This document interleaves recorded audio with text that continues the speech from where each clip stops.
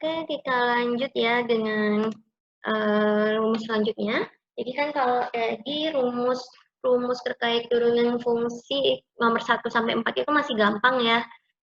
Dia masih sederhana sekali. Di video sebelumnya sudah dijelaskan. Sekarang kita masuk ke yang lebih kompleks. Misalnya di sini ya, aku nggak akan jelaskan asal mula rumus ini. Ini sudah ada penjelasannya banyak di internet. Karena kalau aku jelaskan dari mana diperoleh rumus cepat ini, itu akan makan waktu lumayan lama. Jadi aku akan langsung contohkan bagaimana cara menggunakan rumus ini dalam mengerjakan soal. Ya, jadi yang pertama itu adalah aturan terkait perkalian fungsi dalam turunan. Jadi misalnya jika ada fungsi X itu merupakan hasil perkalian dari dua fungsi yang lain, misalnya fungsi G dan fungsi H, maka ketika-ketikanya berapa nilai turunan atau diferensial dari fungsi F, itu sebenarnya adalah perkalian silang antara dua fungsi yang tadi dengan turunan masing-masing fungsi. Jadi kalau tadi ada fungsi G dan fungsi H, maka turunan dari fungsi F-nya itu adalah perkalian dari turunan fungsi G dengan H yang asli, fungsi H yang asli, ditambah fungsi G yang asli dikali turunan fungsi H. Jangan lupa tandanya kalau perkalian pasti positif, jangan sampai ketukar atau kebalik. Nah, selanjutnya, supaya lebih gampang, bisa juga disederhanakan seperti ini. Jadi misalnya kita ibaratkan fungsi F itu Y, fungsi G itu U, fungsi H itu V. Di mana Y sama dengan U kali V.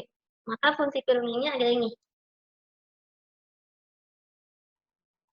Turunan dari Y sama dengan turunan U dikali V ditambah U dikali turunan Y. Jadi sebenarnya kalian tinggal ngapalin rumus ini, paham cara ngerjakannya, insya Allah nanti kalau ujian bisa ngerjain. Langsung contoh soal biar nggak bingung. Nah, misalnya ini. Ada soal di mana nilai Y itu diperoleh dari perkalian antara X kuadrat min 7 dengan 2X min 3. Kita ibaratkan X kuadrat min 7 ini sebagai U, 2X min 3 ini sebagai V. Nah, seperti ini ya. Sekarang, supaya kita lebih gampang masukin ke rumus, kita cari dulu nilai turunan U-nya. Kita turunkan X kuadrat min 7. Nah, ini pakai rumus yang tadi ya, yang awal-awal banget.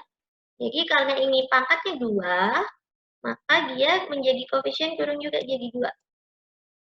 Nah, sementara pangkat X-nya ini, tadi 2 kan, kita kurangin 1, hasilnya 1. Kalau pangkatnya 1, maka pangkatnya nggak perlu ditulis, nggak apa-apa. Nah, sementara tadi seperti kita ketahui, kalau dia turunan dari fungsi yang bernilai konstan, minus 7 ini kan angka ya, nggak ada nilai X-nya. Jadi dia fungsi konstan, maka dia nilainya pasti 0. Jadi sebenarnya di sini ini ada 0. Turunan dari X kuadrat min 7 itu sebenarnya 2X min 0. Tapi 0-nya bisa kita hapus, jadi nilainya 2X aja. Begitu juga kita turunkan dulu yang fungsi V-nya. Yaitu nilai 2X min 3, kita turunkan. Ini kan sebenarnya X ini pangkatnya 1 nih. Jadi ketika kita turun, koefisiennya kan tetap nih 2, karena dia koefisien dia tetap jadi 2. Pangkatnya, pangkat 1 turun jadi pengali. 1. Sementara X-nya tadi kan pangkat 1. X dikurangin 1. Nah, karena X pangkat 1 min 1 atau X pangkat 0 itu nilainya sebenarnya 1, berarti sebenarnya ini nggak usah kita tulis. Karena hasilnya pasti 2 kan nilainya. Begitu juga yang nilai minus 3 ini. Minus 3 ini juga fungsi konstan. Jadi pasti dia nilai turunannya pasti 0.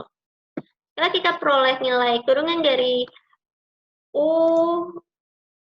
dan turunan dari V, lalu kita juga jangan lupakan yang nilai U dan V-nya.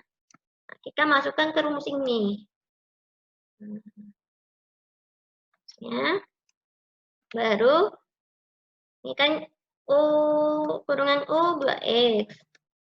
V-nya 2X min 3. Terus U-nya X kuadrat min 7. Turunan V-nya 2. Nah, Sekarang tinggal kalian kalikan seperti perkalian persamaan biasanya. 2x kali 2x, 2x kali min 3. Hasilnya 4x kuadrat min 6. 2 kali x kuadrat, 2 kali min 7. Hasilnya 2x kuadrat min 14. Kalau kita sederhanakan, ini kan bisa kita jumlahkan nih. 4x kuadrat dan 2x kuadrat. Maka diperoleh hasil ini. Berarti nilai turunan y-nya adalah 6x kuadrat minus 6x minus 14. Gampang kan? Jadi, kalian tinggal ingat-ingat rumusnya, pahamin cara mengerjakannya, insya Allah gampang ngerjain soal ujiannya.